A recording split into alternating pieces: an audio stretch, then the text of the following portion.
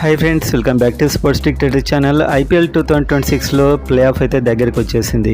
Almost 3 teams అయితే play ఆఫ్కి వెళ్ళిపోయాయి, కన్ఫర్మ్ అయ్యాయి. ఆర్సీబీ నెంబర్ 1 ప్లేస్లో ఉంది, నెంబర్ 2 గుజరాత్ టైటాన్స్ ఉంది, నెంబర్ 3లో ఎస్ఆర్హెచ్ ఉంది. అండ్ ఇంకొక ప్లేస్ కోసం మాత్రం Punjab Kings, Rajasthan Royals, KKR వీళ్ళైతే గట్టిగా పోరాడుతున్నారు. సో మ్యాక్సిమం ఒక్క మ్యాచ్ గెలిచినా కూడా రాజస్థాన్ రాయల్స్ వెళ్ళే ఛాన్స్ ఉంటుంది, లేకపోతే పంజాబ్ కింగ్స్కి, కేకేఆర్కి వీళ్ళందరికీ కూడా ఛాన్స్ ఉంది. నిన్న సిఎస్కే అయితే గుజరాత్ టైటాన్స్ మీద దారుణంగా ఓడిపోయింది, దాదాపు 89 రన్స్ తేడాతోని. దీంతో అది టోర్నమెంట్ నుంచి అవుట్ అయింది. అదేవిధంగా సన్ రైజర్స్ హైదరాబాద్ కూడా ఇప్పుడు ఆర్సీబీ మీద చాలా పెద్ద మార్జిన్తో గెలిస్తే మాత్రమే సెకండ్ ప్లేస్తో మనకి ప్లే ఆఫ్కి వెళ్ళిపోతారు డైరెక్ట్. అంటే ఒక మ్యాచ్ గెలిచినా కూడా ఫైనల్కి వెళ్ళొచ్చు, అండ్ ఓడిపోయినా కూడా ఇంకొక ఛాన్స్ ఉంటుంది టాప్ 2లో ఉన్న టీమ్స్కి. సో ఇవాల్టి మ్యాచ్ గురించి చూసే ముందు ఎస్ఆర్హెచ్ ఇవాల్టి మ్యాచ్కి వెయిట్ చేసే వాళ్ళంతా వీడియోని గట్టిగా లైక్ చేయండి అండ్ కామెంట్ చేయండి. ఇవాల్టి టీంలో మీరు ఎవరిని కొత్తగా చూడాలనుకుంటున్నారు అనేది, అండ్ సబ్స్క్రైబ్ చేసుకోండి ఐపీఎల్ మెయిన్గా ఎస్ఆర్హెచ్ అప్డేట్స్ కోసం. సో మనకైతే ఇప్పుడు ఆర్సీబీకి సంబంధించి వాళ్ళ కెప్టెన్ పాటీదార్ అయితే మొత్తానికి దూరం అయ్యారు టీంకి. అయినా కూడా వాళ్ళ బ్యాటింగ్ లైనప్ అయితే కాస్త బలంగానే ఉంది. విరాట్ కోహ్లీ సూపర్ ఫామ్లో ఉన్నాడు, అండ్ టిమ్ డేవిడ్ లాంటి డేంజరస్ బ్యాట్స్మెన్ ఉన్నాడు. అందరు బాగానే ఆడుతున్నారు దాదాపు. సో ఒక డేంజరస్ టీం. ముఖ్యంగా బౌలింగ్ అయితే క్లాస్ బౌలింగ్, చాలా స్ట్రాంగ్ క్వాలిటీ బౌలింగ్ అని చెప్పొచ్చు.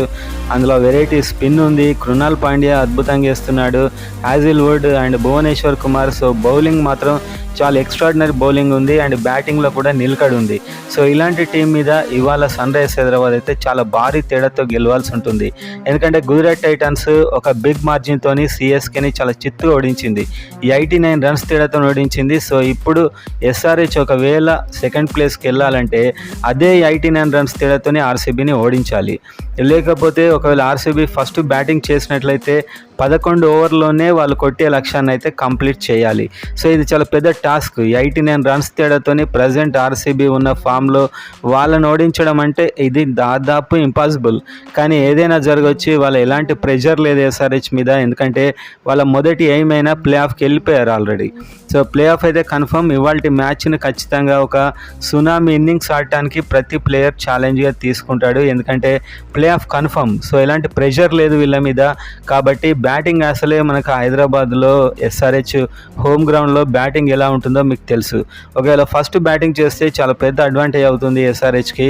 89 రన్స్ తేడాతో గెలుస్తారని కాదు, కానీ వాళ్ళు ఫుల్ 20 ఓవర్స్ ఎలాంటి టార్గెట్ లేకుండా ఫ్రీగా హిట్టింగ్ చేస్తే అది చూడడానికి చాలా బాగుంటుంది. అండ్ ఇవాళ టీంలో అయితే ఎవరు ఉండబోతున్నారు మెయిన్గా అని చూస్తే దాదాపు అన్చేంజ్డ్ టీం ఉండొచ్చు, కానీ ఒక ప్లేయర్కి అయితే అన్యాయం జరిగినట్టు నాకు అనిపిస్తుంది. అదేంటో చూద్దాం. సో ఓపెనర్ అయితే Abhishek Sharma and Travis head ఈ సీజన్లో పెద్ద బాగా ఆడట్లేదు. అభిషేక్ శర్మ అయితే 13 మ్యాచ్ల్లో 507 రన్స్ కొట్టాడు, 42 యావరేజ్తోని, 201 స్ట్రైక్ రేట్తో ఆడుతున్నాడు. 135 ఒకటే ఇన్నింగ్స్లో 135 కొట్టేశాడు. దీంతో యావరేజ్ పెరిగింది. అయినప్పటికీ కూడా ప్రతి మ్యాచ్లో నిలకడగా ఆడట్లేదు. సో మొత్తానికైతే డేంజరస్ బ్యాట్స్మెన్. కాసేపు క్రీజ్లో ఉన్నా కూడా మ్యాచ్ టర్న్ అవుతుంది. అభిషేక్ శర్మ ఇవాళ ఖచ్చితంగా హిట్టింగ్ చేయడానికే ట్రై చేస్తాడు. ఒక అభిషేక్ శర్మే కాదు, అందరు ప్లేయర్స్ కూడా, ఎందుకంటే ఇవాళ ప్రెషర్ లేదు. ఎలాగూ ప్లే ఆఫ్ వెళ్ళారు, అండ్ అంత పెద్ద మార్జిన్తో గెలిచినా గెలవకున్నా ఇంకా దానికి సంబంధం లేదు, కాబట్టి హిట్టింగ్ అయితే చేస్తారు మ్యాక్సిమం. ఆ తర్వాత ట్రావిస్ హెడ్ నాడిపిస్తారా ఈ మ్యాచ్లో, లేకపోతే ఒక్క మ్యాచ్కి చేంజ్ చేస్తారా అనేది అయితే చూడాలి. ఎందుకంటే ట్రావిస్ హెడ్ కాస్త నిలకడగా ఫెయిల్ అవుతున్నాడు. అయినప్పటికీ కూడా డేంజరస్ బ్యాట్స్మెనే. కాకపోతే ఇవాల్టి మ్యాచ్కి నాకు తెలిసి ఓపెనింగ్ ఒక్కసారి చేంజ్ చేస్తే బాగుంటుంది అనుకుంటున్నాను. ట్రావిస్ హెడ్ 13 మ్యాచ్ల్లో 367 కొట్టాడు, 28 average, 169 strike rate, 76 highest. So ఒకటే మ్యాచ్లో 76 కొట్టాడు. సో ట్రావిస్ హెడ్ అయితే ఇంపాక్ట్ ప్లేయర్ వస్తున్నాడు, చాలా కూల్గా అవుట్ అవుతున్నాడు, త్వరగా వెళ్ళిపోతున్నాడు. సో ఇవాల్టి మ్యాచ్ మేబీ ఒకవేళ హిట్టింగ్ చేసినట్లయితే చాలా డేంజరస్ బ్యాట్స్మెనే, కానీ ఒక చేంజ్ కోసం Abhishek Sharma, Salil Arora right left hand combination దించితే చూడడానికి ఎలా ఉంటుంది అని చూడడానికి అయితే చాలా ఇంట్రెస్టింగ్గా ఉంది. ఎందుకంటే సలీల్ అరోరా ఒక ఫెంటాస్టిక్ బ్యాట్స్మెన్, అతని హిట్టింగ్ కూడా అతనికి ఒక మంచి ఛాన్స్ ఇవ్వాలని నేను అనుకుంటున్నాను టాప్ ఆఫ్ ది ఆర్డర్లో. అండ్ ఆ తర్వాత Ishan Kishan maximum, and Ishan Kishan 13 మ్యాచెస్లో 490 runs. ప్రతి రన్ కూడా ఇంపార్టెంట్ ఇషాన్ కిషన్ది. అలాంటి సిచ్యువేషన్లో వస్తున్నాడు. ప్రతి రన్ కూడా టీం గెలిచిన మ్యాచెస్వే. 37 యావరేజ్ ఉంది, 180 స్ట్రైక్ రేట్. అలాంటి క్రూషియల్ టైంలో, ఇంపార్టెంట్ టైంలో 180 స్ట్రైక్ రేట్తో ఆడుతున్నాడు, 91 highest. So Ishan Kishan runs ఇక్కడ ఏంటంటే ప్రతిదీ కూడా ఓపెనర్స్ అవుట్ అయ్యాక ఒక మిడిల్ ఫేస్లో మ్యాచ్ విన్నింగ్ దాకా తీసుకెళ్లే ఇన్నింగ్స్. సో ఇలాంటి ఇన్నింగ్స్ ఆడడం అనేది చాలా కష్టం. సో చాలా ఇంప్రెస్ చేశాడు ఇషాన్ కిషన్. ఎలాంటి సెల్ఫ్గా చూసుకోకుండా టీం కోసం ఆడుతున్నాడు. సో ప్రతి రన్ అమూల్యమైన 490 రన్స్ కొట్టాడు. సో ఇతడు పర్మనెంట్ థర్డ్ స్పాట్లో ఉంటాడు. హెన్రిచ్ క్లాసెన్ మరొక క్లాస్ ప్లేయర్. 13 మ్యాచ్ల్లో 555, ఎస్ఆర్హెచ్ తరపున హైయెస్ట్ రన్స్ 50 యావరేజ్తో కొట్టాడు. ఇవన్నీ కూడా టీం కష్టాల్లో ఉన్నప్పుడు త్వరగా ట్రావిస్ హెడ్, అభిషేక్ శర్మ చేతులు ఎత్తేసినప్పుడు ఆడిన ఇన్నింగ్స్లే. సో వాళ్ళు ఇద్దరు ఆడినప్పుడు ఎలాగో కొట్టేస్తున్నారు. సో వాళ్ళిద్దరు అవుట్ అయినప్పుడు Ishan Kishan and Heinrich Klaasen వీళ్ళిద్దరు ఆడడమే ఇక్కడ ఎస్ఆర్హెచ్కి సక్సెస్ ఈసారి. 555 రన్స్లో 90% టీం గెలవడానికి ఉపయోగపడ్డాయి. అది కూడా ఒక 156 స్ట్రైక్ రేటు. కాకపోతే సిచ్యువేషన్ని చూసి ఆడుతున్నాడు. గెలిపించే వరకు అంత వేగంగా ఆడుతున్నాడు. అండ్ 69 మాత్రమే హైయెస్ట్. కాకపోతే టీంని ఎలా గెలిపించాలనే కోణంలోనే ఇతని ఇన్నింగ్స్ అయితే కొనసాగుతుంది. ఆ తర్వాత నితీష్ కుమార్ రెడ్డి 12 మ్యాచ్లు ఆడాడు. 235 రన్స్, 26 యావరేజ్, 163 స్ట్రైక్ రేట్. కానీ ఇవన్నీ చాలా ఇంపార్టెంట్ టైంలో ఓపెనర్స్ ఫెయిల్ అయినప్పుడు ఆడాడు. సో కొన్ని మ్యాచ్లైనా అట్లీస్ట్ గెలిపించాడు. అండ్ 7 వికెట్లు కూడా తీసుకున్నాడు. కానీ రన్ రేట్ ఎక్కువ ఇస్తున్నాడు, 11 రన్స్ పర్ ఓవర్ ఇస్తున్నాడు. సో ఇవాల్టి మ్యాచ్ల్లో 200 ఈజీ కొడుతున్నాయి టీమ్స్. కాబట్టి ఈ ఎకానమీ అనేది పెద్ద కౌంట్లోకి రాదు. కాకపోతే టీంకి చాలా మెయిన్. ఒక 2-3 ఓవర్లైనా అలా కంట్రోల్ చేస్తాడు. అండ్ బ్యాటింగ్లో కూడా అందరు ఫెయిల్ అయినప్పుడు ఆడుతున్నాడు. అది కూడా హిట్టింగ్ చేస్తున్నాడు. సో ఇతడి హిట్టింగ్ వల్లనే హెన్రిచ్ క్లాసెన్ కూల్గా ఆడగలుగుతున్నానని చెప్పాడు ఒకసారి. ఆ తర్వాత సలీల్ అరోరా ఇంకో ఇంప్రెసివ్ ప్లేయర్. ఇతనికైతే ఫుల్ ఛాన్స్ రావట్లేదు. సో చివర్లో వస్తున్నాడు, పెద్ద ఒక 2-3 ఓవర్లు ఉన్నప్పుడు వస్తున్నాడు, లేకపోతే విన్నింగ్ షాట్ టైంలో వస్తున్నాడు. అది కూడా ఒక 2-3 మ్యాచ్ల్లో కాస్త 30-40 రన్స్ కొట్టే టైంలో వచ్చి మంచి బిగ్ హిట్టింగ్ చేశాడు. సో ఓవరాల్గా సలీల్ అరోరాకి ఫుల్ ఒక మంచి ఛాన్స్ రావాలని కోరుకుంటున్నాను. ఇతడు ఒక మంచి బ్యాట్స్మెన్. సో ఇతను ఛాన్స్ వస్తే ఖచ్చితంగా నిరూపిస్తాడు.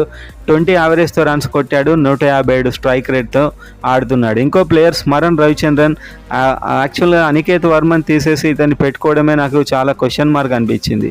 4 మ్యాచెస్లో 18 రన్స్, పెద్ద ఛాన్స్లు రాలేదు, వచ్చినా యూజ్ చేసుకోలేదు. సో ఇతని కంటే అనికేత్ వర్మే ఇప్పటికీ నాకు టాప్ ప్లేయర్ అనిపిస్తుంది. ఎందుకంటే అనికేత్ వర్మ ఒక big hitter, Indian Heinrich Klaasen లాంటి ప్లేయర్ అతను. సో అనికేత్ వర్మ మళ్ళీ రిప్లేస్ చేయాలి ఇవ్వాలి అనుకుంటున్నాను. అండ్ ఒక మంచి ఛాన్స్ కూడా ఇవ్వాలి. ఎందుకంటే అనికేత్ వర్మ టీం చాలాసార్లు కష్టాల్లో ఉన్నప్పుడు సింగిల్ హ్యాండెడ్గా ఆడుకున్నాడు.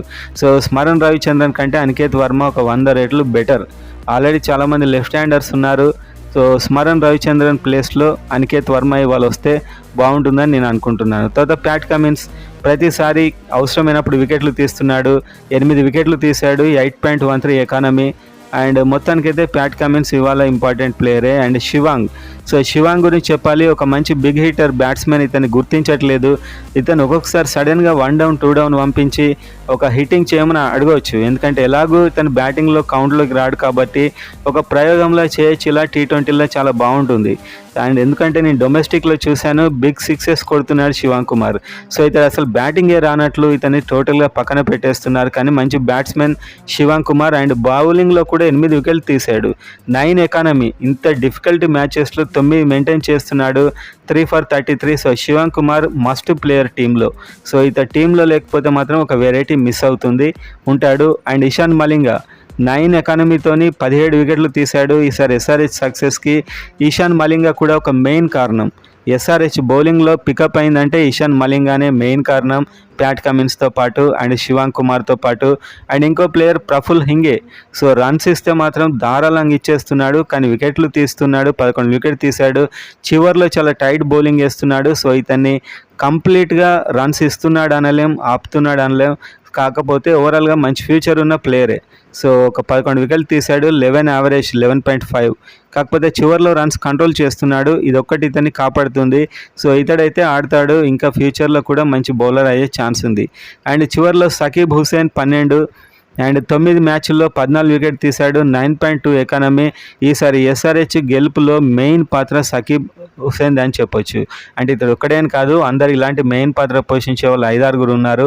అందులో బౌలింగ్లో ఎస్ఆర్హెచ్ బౌలింగ్ వేస్ట్ అనే స్టేజ్ నుంచి కాస్త పర్లైన స్టేజ్కి ఆ పేస్ వేరియేషన్స్, ఒక్కొక్కరిని బౌల్డ్ చేసే విధానం, సో ఆ మెచ్యూరిటీ లెవెల్స్, సో ఒక టాప్ బౌలర్ని సూచిస్తున్నాయి. సకీబ్ హుసేన్ మ్యాచ్ సిచ్యువేషన్ చూసి బౌలింగ్ వేస్తున్నాడు. 9.24 ఎకానమీతో 14 వికెట్ తీశాడు. సో చివర్లో వేస్తూ, మిడిల్ ఓవర్లలో అత్యంత ఇంపార్టెంట్ టైంలో వేస్తూ ఇలా ఉండడం అయితే గ్రేట్. సో ఓవరాల్గా Praful and Sakib, Eshan Malinga, Shivang Kumar, Pat Cummins వీళ్ళ వల్ల బౌలింగ్ లైనప్ అయితే కాస్త స్ట్రాంగ్ అయింది. కానీ ఆర్సీబీతో పోలిస్తే కొంచెం కష్టం అయ్యేసరి బౌలింగ్లో వాళ్ళు కాస్త మెరుగ్గా ఉన్నారు. సో ఓవరాల్గా చూసుకుంటే బ్యాటింగ్లో ఇవాళ ఒక సునామీ ఇన్నింగ్స్ అయితే వస్తుంది నాకు తెలిసి.